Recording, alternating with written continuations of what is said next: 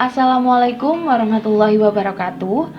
Halo teman-teman, saya Putri Mustikawati, mahasiswa D3 Keperawatan, Fakultas Keperawatan, Universitas Jember Kampus Kota Pasuruan.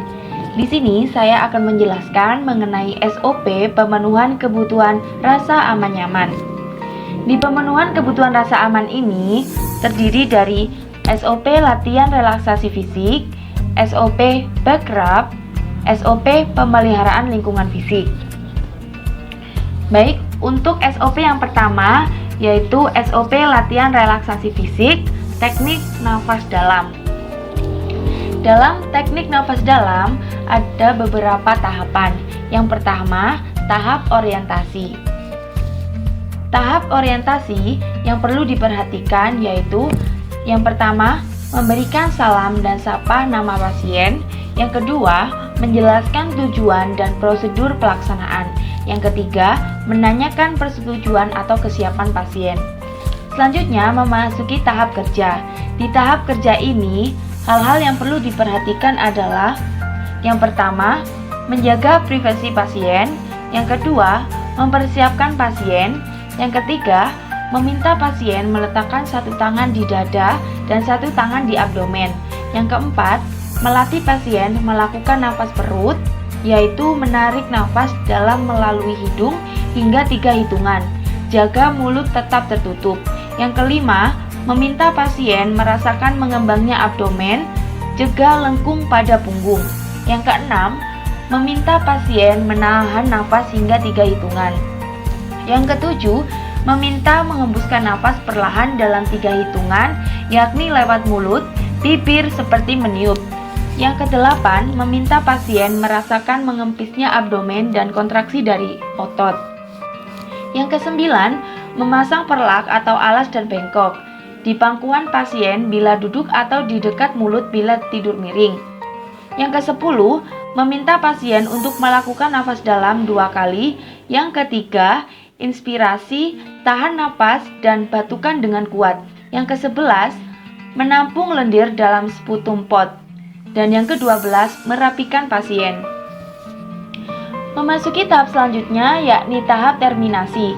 Hal-hal yang perlu dilakukan adalah yang pertama, melakukan evaluasi tindakan. Yang kedua, berpamitan dengan klien. Yang ketiga, mencuci tangan. Dan yang keempat, mencatat kegiatan dalam lembar catatan keperawatan. Memasuki tahap selanjutnya yaitu tahap evaluasi, yakni menanyakan pada pasien apa yang dirasakan setelah dilakukan kegiatan.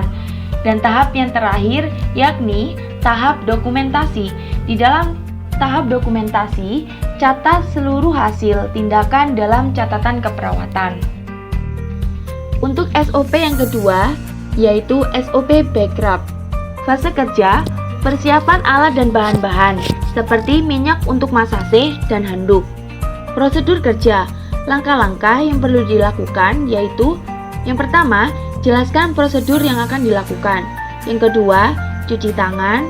Yang ketiga, lakukan masase pada daerah yang dirasakan nyeri selama 5-10 menit. Yang keempat, lakukan masase dengan menggunakan telapak tangan dan jari dengan tekanan halus. Di langkah yang keempat ini, beberapa hal yang perlu diperhatikan dan dilakukan, yaitu teknik masase dengan gerakan tangan selang-seling atau tekanan pendek, cepat, dan bergantian tangan dengan menggunakan telapak tangan dan jari dengan memberikan tekanan ringan. Dilakukan bila nyeri terjadi di pinggang. Teknik remasan atau mengusap otot bahu dapat dilakukan bila nyeri terjadi pada daerah sekitar bahu. Teknik masase dengan gerakan menggesek dengan menggunakan ibu jari dan gerakan memutar. Masase ini dilakukan bila nyeri dirasakan di daerah punggung dan pinggang secara menyeluruh. Teknik eflurasi dengan kedua tangan dapat dilakukan bila nyeri terjadi di daerah punggung dan pinggang. Teknik petrisasi dengan menekan punggung secara horizontal. Teknik tekanan menyikat dengan menggunakan ujung jari digunakan pada akhir masase daerah pinggang. Langkah yang kelima yaitu cuci tangan setelah prosedur dilakukan, dan yang keenam, catat tindakan dan respon pasien terhadap tindakan.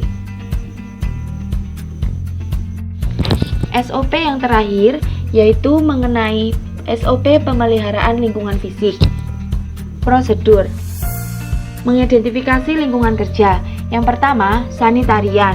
Hal-hal yang perlu dilakukan yaitu mengidentifikasi semua ruangan, gudang, dan halaman untuk membuat jadwal pemeliharaan lingkungan kerja. Selanjutnya, membuat jadwal pemantauan sesuai identifikasi lingkungan kerja, yaitu jadwal pemeliharaan ruangan, gedung, dan halaman.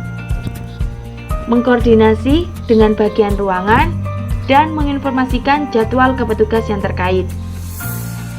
Kedua, petugas kebersihan atau pelaksana kebersihan sesuai jadwal. Hal-hal yang perlu dilakukan yaitu menerima informasi jadwal pemantauan lingkungan fisik atau kebersihan ruangan atau halaman setiap bulan dari sanitarian. Selanjutnya, melaksanakan kebersihan sesuai jadwal. Jika pelaksanaan sesuai jadwal, maka meminta sanitarian untuk melakukan verifikasi. Dan jika pelaksanaan tidak sesuai jadwal, maka meminta informasi ke koordinator ruangan kapan bisa dilakukan kebersihan ruangan. Yang ketiga, sanitarian dan koordinator unit. Yang pertama, menerima informasi telah dilaksanakan pemeliharaan lingkungan. Hal-hal yang perlu dilakukan yaitu memonitor atau melakukan pengawasan atau pelaksanaan pemantauan lingkungan fisik tempat kerja. Jika pemantauan lingkungan fisik telah sesuai, maka menandatangani checklist pemantauan lingkungan kerja, dan jika pemantauan tidak sesuai, maka meminta untuk dilaksanakan ulang. Itulah penjelasan mengenai SOP pemenuhan kebutuhan rasa aman nyaman yang terdiri dari SOP latihan relaksasi fisik, SOP backcraft, SOP pemeliharaan lingkungan fisik. Semoga bermanfaat teman-teman. Sampai bertemu kembali. Wassalamualaikum warahmatullahi wabarakatuh.